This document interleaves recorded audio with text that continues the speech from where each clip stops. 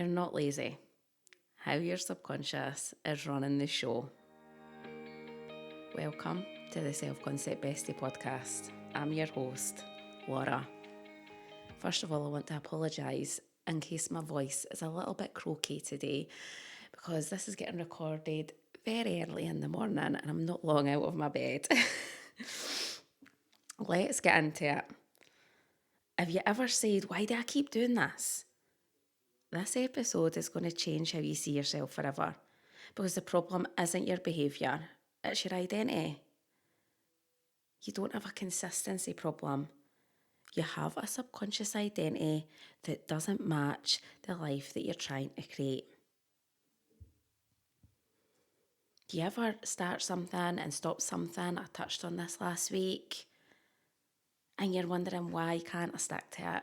Why can't I fall through? And you start beating yourself up. And we talked about that cycle of how you've got that guilt and that fear and it's just continuous. But you almost know what you need to do, but for some reason you can't. And it's not that you don't want to do it. It's almost like you can't. You ever feel like that? Like you just can't. You don't know what you're doing wrong. Whether it's patterns in dating, money, or confidence. And if all I'm going to say is if you can see these patterns, well, yeah, kudos to you because you're halfway there. But for some people, they want to project, they want to blame life on everybody else and forget to look within. Forget to look at what is it that I might be creating? What is the lens that I'm looking through? Because smart, aware women know better. We do. And even if you're not aware, you still know. You know what you're needing to do. But we still feel stuck. And I get it. I really, really do. And I suppose when I'm talking about this kind of things, I sometimes feel like a bit of a broken record. Because how much more ways can you say your subconscious mind is running your life without becoming boring? And it's all about being aware and the mindset shifts, because when we can realise, right, that our subconscious is our autopilot, it's our baseline, and it's built from our childhood. Foundationally, it is built from our childhood between ages 0 and 8. But it's also then programmed through past experiences, repeated thoughts, repeated actions of others, repeated conversations that you've heard. That all creates your identity. And your identity then creates your thoughts, your behaviours, your results. You don't get what you want. You get what you believe you are. I really want you to ask yourself, who do you believe that you are? And there's a couple of things I've seen recently. And now, doing the work I do, I look back and I'm like, I can see, okay, that's a clear belief. But guess what? What we believe so strongly, what we've been programmed, what's been built from, what our identity has been built from, that childhood, past experiences, the repeated thoughts, that creates our external reality. So just a nice simple one for you. Everything comes in threes. How many of you say that? You know, when something bad happens and then something else, you're like, oh, it comes in threes.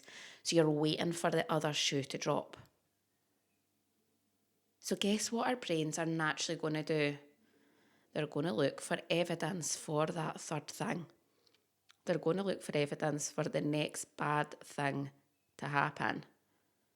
And even if it's not that bad, our brains are going to be like, oh God, that's it. And it's actually going to catastrophize it because you've been looking for that third thing. But it's just a belief.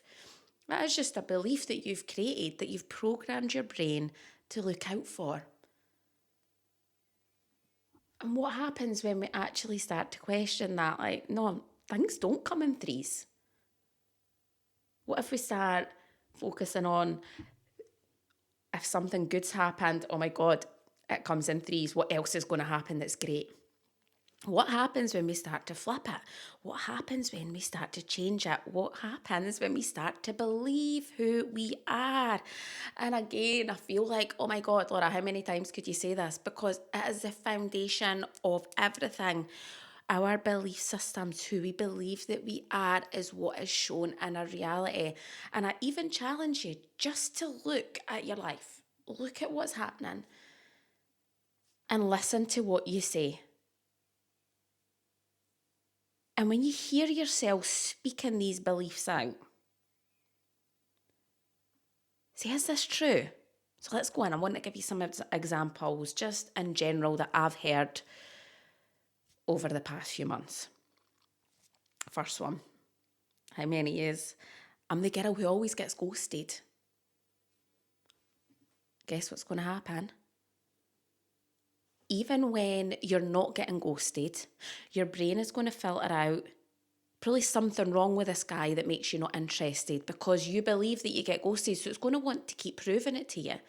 So you could have a great guy there who communicates well and shows up, but the ones that you want are always the ones that ghost you. So your brain just always goes to, well, we always get ghosted. There's no good men out there. But it's because we believe that our brains will only focus on the ones that ghost us. And it's filtered now. It doesn't want us to be interested in the guy who might actually be great, who might show up, who might communicate well, who might treat you like an absolute queen. I always struggle with money. Money, you need to work hard for money. Did you hear that growing up? Something that your parents said? Maybe something that you now say? So what happens is you've created this belief that struggle with money. You have to work hard to have money. So even when money might be coming to you, you will naturally want to put obstacles in that to make it harder for you, to work harder, to do more, because you believe that you need to work hard to have money. So your brain will make you work hard for money. And it's about bringing that awareness. Right, another one. I can never stay consistent. Of course you can't. Because you keep on repeating it. Because you believe that you can't stay consistent. What's the saying? If you believe you can, you can. If you believe you can't, you can. Is that right? So whatever you believe is right. If you say you can't do something, you're right. You can't do it. But if you say you can, you can. Our brains are all the same. But they're all programmed with the identity of what we grew up with, what our experiences were, what our repeated thoughts are.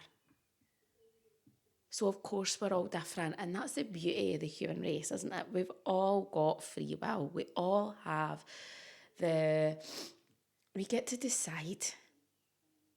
We get to choose. So now if you're listening to this, are you thinking, okay, well, what is it I want to choose? Do I want to keep repeating that I can never stay consistent, that I can't do things, and allow that to keep on showing up in my life? Or do I want to look at where it comes from, and do I want to choose different? Do I want to step into a new identity?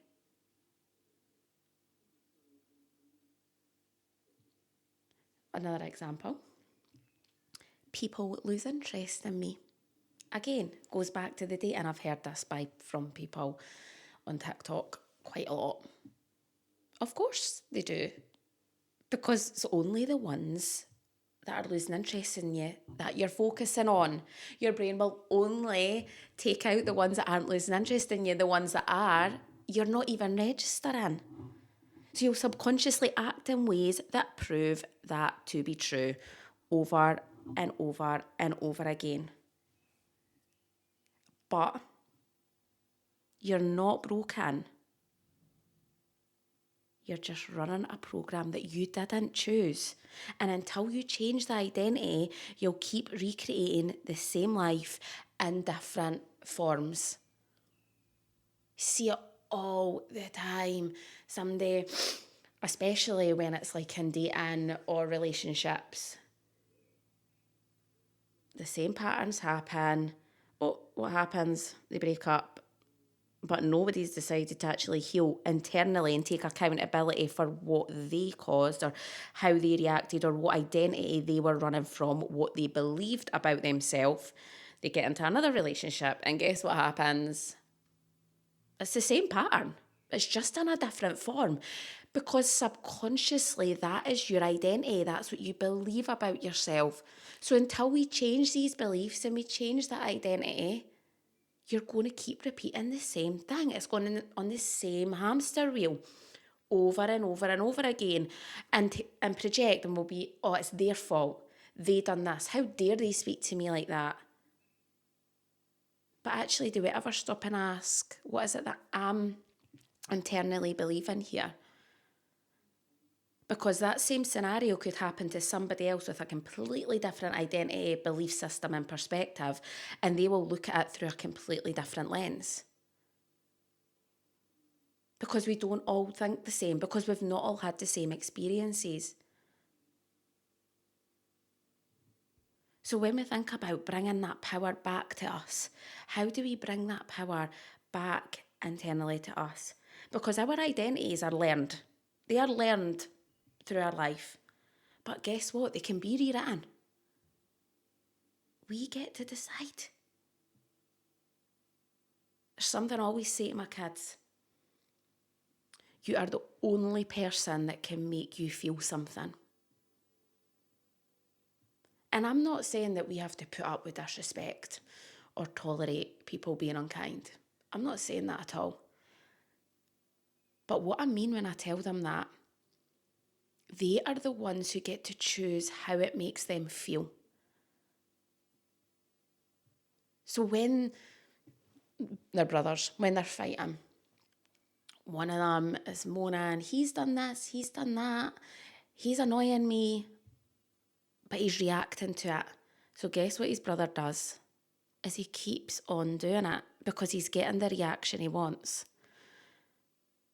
So when I say to my youngest, but you've got a choice. You can let him annoy you and just choose to not give him the reaction that he wants.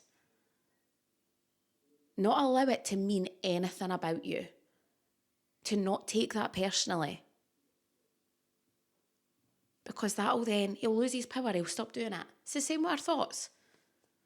The more focus we put on them, the more our brain wants to show it.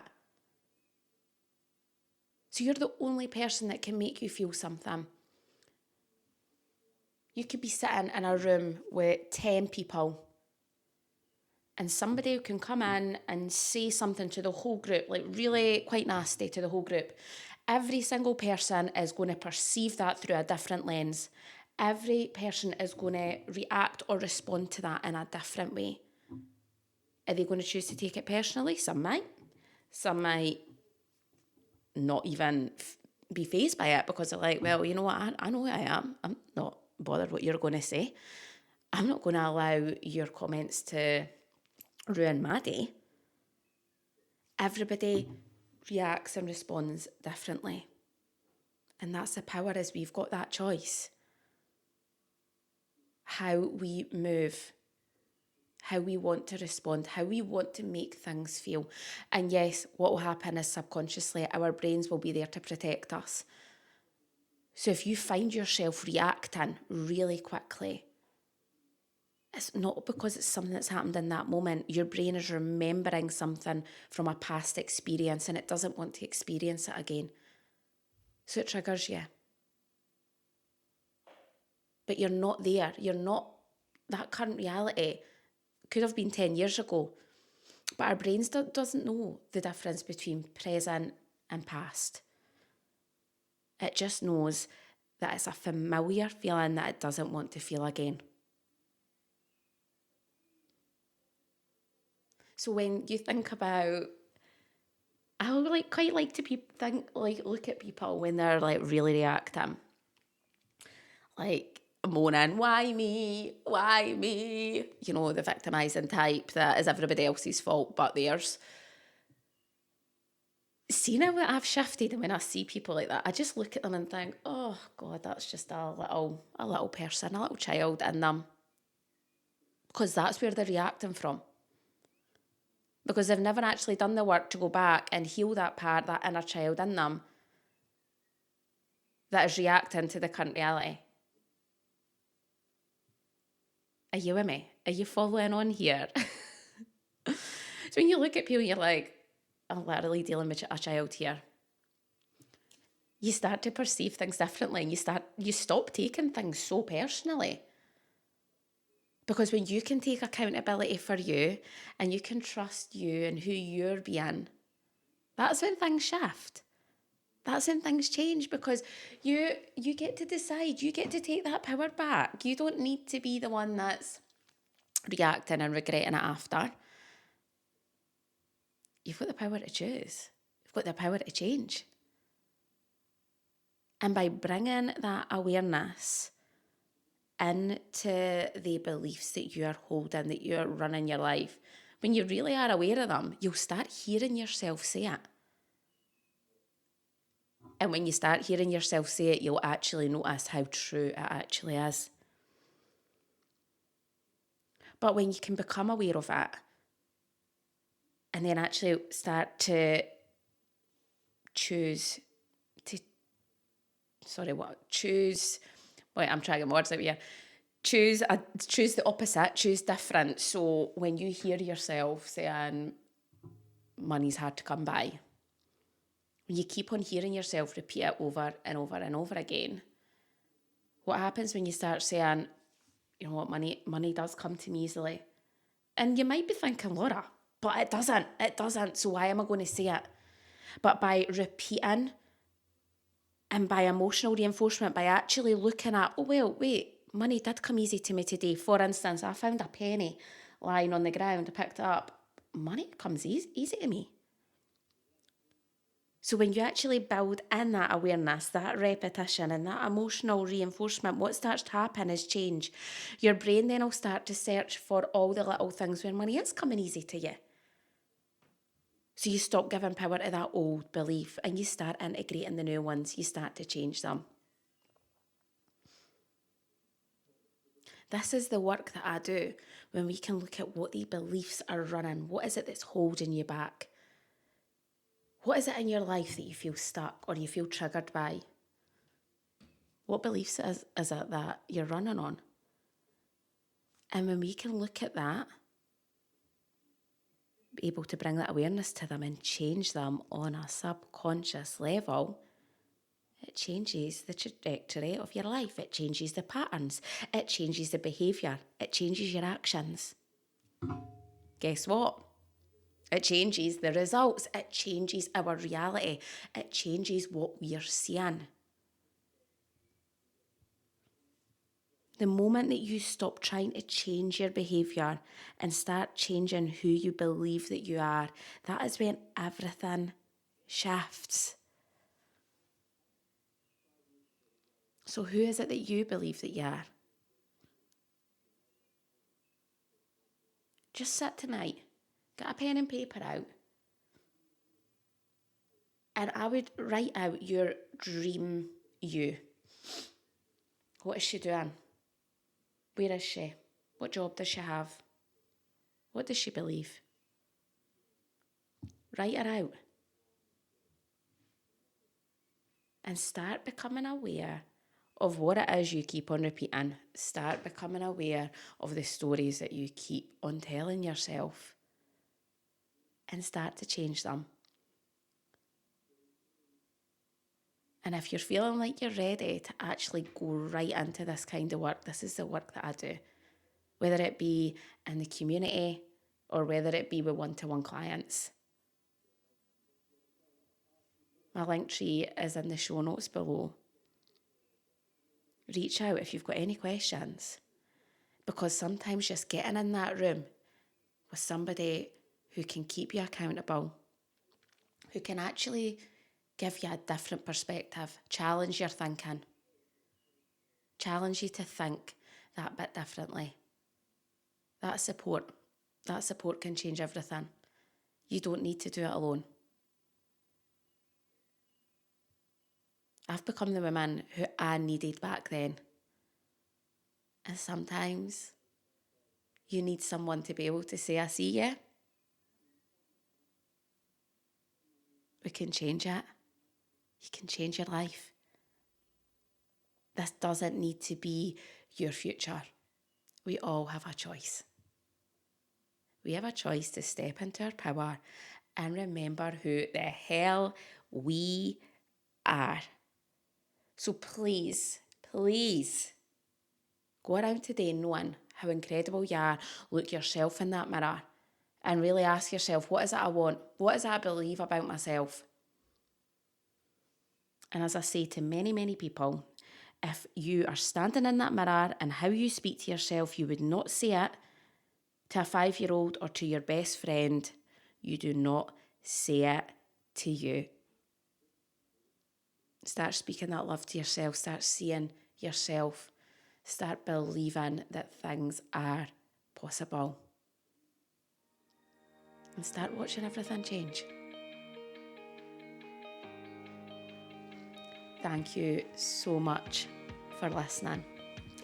And as always, today has already been an amazing day.